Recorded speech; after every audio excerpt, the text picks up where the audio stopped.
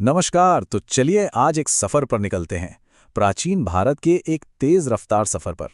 ये एक ऐसी कहानी है जो पत्थर के मामूली औजारों से शुरू होती है और दुनिया के सबसे शानदार साम्राज्यों में से एक तक पहुंचती है। तो सवाल ये उठता है कि आखिर ये होता कैसे है? कैसे कोई सभ्यता बिल्कुल शून्य से शुरू होकर दुनिया की सबसे महान सभ्यताओं में से एक बन जाती है? यही वो सवाल है जो आज हमारी इस पूरी कहानी का मार्गदर्शन करेगा। चलिए पता लगाते हैं।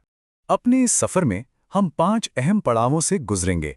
हम देखेंगे कि कैसे पहले इंसानों ने यहाँ अपने कदम रखे, फिर एक ऐसी रहस्यमयी शहरी सभ्यता को जानेंगे जो आज भी एक पहेली है। उसके बाद वेदों के युग से होते हुए भारत के पहले साम्राज्य और फिर उसके स्वर्ण युग तक पहुंचेंगे।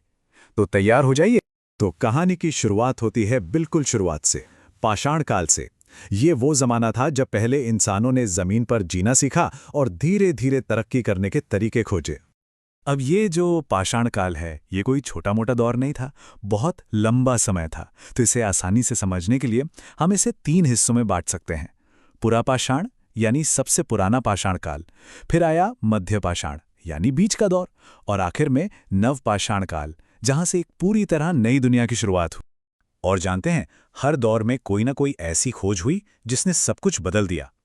पुरापाषाण काल में आग की खोज हुई जो एक बहुत बड़ी क्रांति थी। फिर मध्य पाषाण काल में छोटे और ज्यादा पैने औजार बने, और नवपाषाण काल में तो पहिए और खेती का आविष्कार हो गया, जिसने इंसान की जिंदगी को हमेशा हमेशा के लिए बदल कर रख दिया। तो अब तक इंसान छोटे छोटे समूहों में जी रहा था, लेकिन फिर इंसान ने एक बहुत बड़ी, एक जबरदस्त छलांग लगाई और एक ऐसे शहरी रहस्य को जन्म दिया जो आज भी बड़े बड़े जानकारों को हैरान कर देता है। ये कोई आम बस्तियां या गांव नहीं थे। इन्हें दुनिया के पहले स्मार्ट सिटीज कहना गलत नहीं होगा। एक ऐसी सभ्यता जिसने ऐसी शहरी योजना बनाई जो अपने समय से हजारों साल आगे थी। जरा सोचकर देखिए, आज से लगभग 4,500 साल पहले ऐसे शहर थे जहां सड़कें बिल्कुल सीधी थीं, एक दूसरे को 90 डिग्री पर काटती थीं। घर एक ही साइज की पक्की ईंटों से बने थे और हर घर एक कमाल के ड्रेनेज सिस्टम से जुड़ा था। हड़प्पा और मोहनजोदारो जैसे शहर उस जमाने की इंजीनियरिंग का एक नायाब नमूना। लेकिन यहीं पर कहानी में एक रहस्यमयी मोड़ आता है। हम उनके शहरों, उनकी इंजीनियरिंग के बारे में तो जानते हैं, पर उनकी भाषा के बारे में कुछ भी नहीं। उनकी लिपि आज तक कोई पढ़ नहीं पाया है। न जाने उसमें क्या राज, क्या कहानियां और कितना ज्ञान छिपा है। ये एक ऐसी पहेली है जो आज तक अनसुलझी है। तो सिंधु घाटी की कहानी के बाद जब वो शहर धीरे धीरे खामोश हो गए, तब भारत में एक नए दौर की आहट सुनाई दी, एक नई सामाजिक व्यवस्था की, जिसे हम वैदिक युग के नाम से जानते हैं। देखिए, इस युग को भी हम 2 हिस्सों में समझ सकते हैं। शुरुआती दौर में यानी ऋग्वैदिक काल में समाज कबीलों में बटा था, लेकिन फिर एक धातु की खोज हुई जिसने सब कुछ बदल दिया, लोहा। लोहे से मजबूत हथियार और औजार बने जिसने खेती और युद्ध का तरीका ही बदल दिया। धीरे धीरे बड़े राज्य बनने लगे और समाज में वर्ण व्यवस्था भी और ज्यादा सख्त होती चली गई। छोटे छोटे राज्यों की आपसी लड़ाइयों के बाद अब वक्त था एकीकरण का, सबको एक साथ लाने का। और यहीं से शुरू होती है भारत के पहले महान साम्राज्य मौर्य वंश की कहानी। तो वैदिक काल के बाद पूरा भारत 16 बड़े और ताकतवर राज्यों में बटा हुआ था, जिन्हें कहते थे महाजनपद। लेकिन इन सब में एक राज्य था, मगध, जो सबसे ताकतवर बनकर उभरा, और इसी मगध की धरती पर मौर्य साम्राज्य की नींव रखी गई। और इस महान साम्राज्य की कहानी के पीछे एक कमाल की जोड़ी थी। एक गुरु चाणक्य, जिनका तेज दिमाग किसी भी रणनीति को बना और बिगाड़ सकता था, और उनका शिष्य चंद्रगुप्त मौर्य, जिसकी हिम्मत और बहादुरी की कोई सीमा नहीं थी।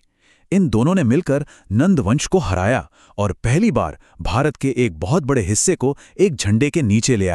इस वंश में एक ऐसा शासक हुआ जिसका नाम इतिहास में अमर हो गया, अशोक। पर उनकी जिंदगी को सिर्फ एक जंग ने, एक ही क्रूर लड़ाई ने पूरी तरह बदल कर रख दिया, और वो लड़ाई थी कलिंग का युद्ध। उस जंग में हुए खून खराबे ने अशोक को अंदर तक झकझोर दिया और एक विजेता सम्राट शांति का दूत बन गया। उन्होंने हिंसा का रास्ता हमेशा के लिए छोड़ दिया और धम्म का मार्ग अपनाया, यानी नैतिकता, दया और सबकी भलाई का रास्ता। उन्होंने जमीनें जीतना बंद करके लोगों के दिल जीतना शुरू कर दिया। और अब हम अपनी यात्रा के आखिरी और शायद सबसे शानदार पड़ाव पर आ पहुंचे हैं, भारत का स्वर्ण युग यानी गुप्त साम्राज्य का समय। ये वो दौर था जब विज्ञान और कला अपनी बुलंदियों पर थे। इसे भारत का स्वर्ण युग क्यों कहते हैं, जरा देखिए। इसी दौर में महान गणितज्ञ आर्यभट्ट ने दुनिया को शून्य यानी जीरो का कॉन्सेप्ट दिया। महाकवि कालिदास ने शकुंतलम जैसे नाटक लिखे और अजंता की गुफाओं में वो शानदार चित्रकारी की गई जो आज भी देखने वालों को हैरान कर देती है। सच में ये ज्ञान और कला का एक सुनहरा दौर था। तो पत्थर के औजारों से शुरू हुआ ये सफर हमें शून्य की खोज तक ले आया। ये सिर्फ राजाओं और लड़ाइयों का इतिहास नहीं है, ये उन महान विचारों की कहानी है जिन्होंने एक पूरी सभ्यता को और आज की दुनिया को भी एक आकार दिया है। और ये सोचने वाली बात है ना कि हजारों साल पुराने वो कौन से विचार हैं जो आज भी हमारी जिंदगी को, हमारी दुनिया को दिशा दे रहे हैं।